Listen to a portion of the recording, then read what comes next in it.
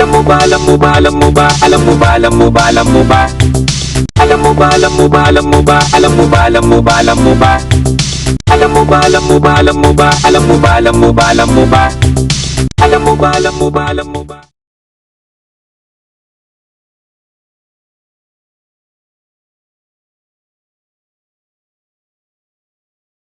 Magandang araw, kamusta po kayo? Ako po si Darna, ang host at creator ng Buhay Tuklas. Samahan niyo po ako sa mga pagtuklas at pagpapakilala at dagdag kaalaman para sa inyong mga manunood ng YouTube video. Nais kong makapagbigay ng saya at konting kaalaman sa inyo bilang isang tagalikha. Halina't samahan niyo ako sa isa na namang pagtuklas at pagpapakilala at ating alamin ang pinagmulan.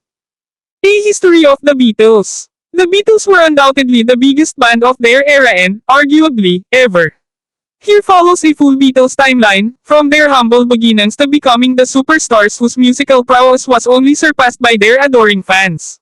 Our Beatles newspaper book is a great way to remember the great times of Beatlemania, and how the events were reported at the time.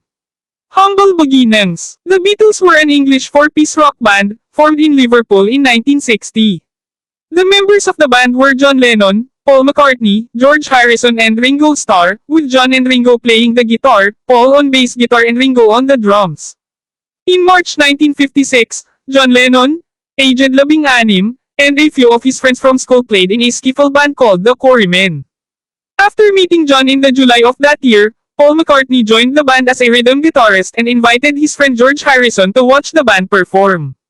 George then auditioned to be in the band, but John thought that he was too young. However, after several months of persistence, he performed lead guitar in a performance and was enlisted as their lead guitarist.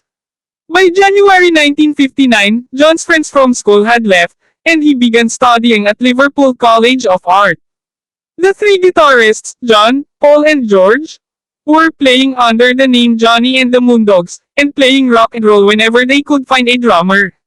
Stuart Sutcliffe, an art college friend of John and band member, suggested that the band name should be Beatles, as a tribute to Buddy Holly and the Crickets.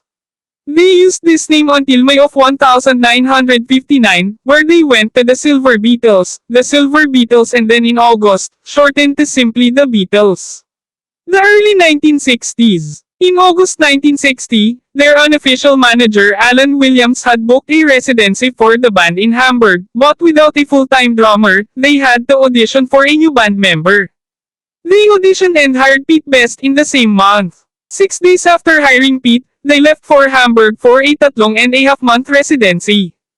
The Beatles played in Hamburg in several different locations, but mainly in the red light district. Stuart Sutcliffe decided to leave the band early, in 1961, making Paul the bassist, and they were signed into another contract in Hamburg until June 1962. After their second residency, they became increasingly popular in Liverpool with the Mersey Beat movement, but they were growing tired of playing the same clubs night after night.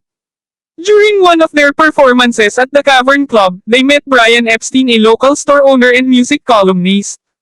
He became their manager in 1962, after courting them for a couple of months. Brian eventually released the band from contractual obligations in Hamburg a month early in exchange for a recording session. In April, the band was met with horrific news: Sutcliffe had died suddenly from a brain hemorrhage.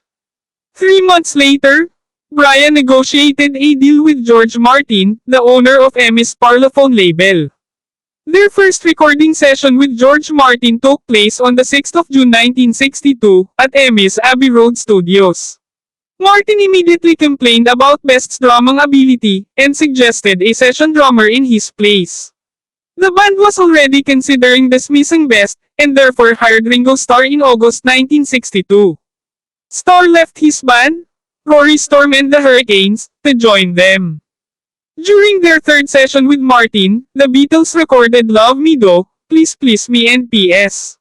I Love You with Starr on the drums, but George was dissatisfied and got Andy White, a session drummer, to take Ringo's place in the song, with Ringo on the tambourine. Love Me Do was released, and peaked at number 17 on the record retailer chart. Martin suggested that Please Please Me should be a faster tempo, and recording took place in November. Martin accurately predicted, "You've just made your first number one." In 1963, the band decided that all four members should contribute vocals to their albums, despite Starr's limited vocal range. As Lennon and McCartney established a songwriting partnership, it meant that it limited Harrison's opportunities as lead vocalist. George Martin suggested that, if they were to be a success, they should change their ways, stop eating, swearing and smoking on stage. Beatlemania. On the 11th of February 1963, the Beatles recorded 10 songs during a single studio session for their debut album, Please Please Me.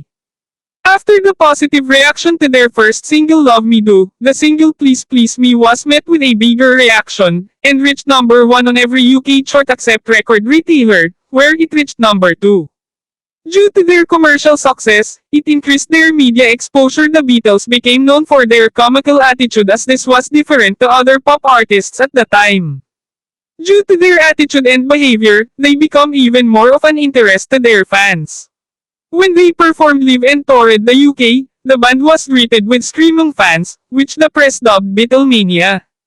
Whilst supporting Tommy Roe and Chris Montes, the Beatles overshadowed the artists and assumed top bilang audience demand. This was something that had never happened to a British act whilst touring with artists from the US.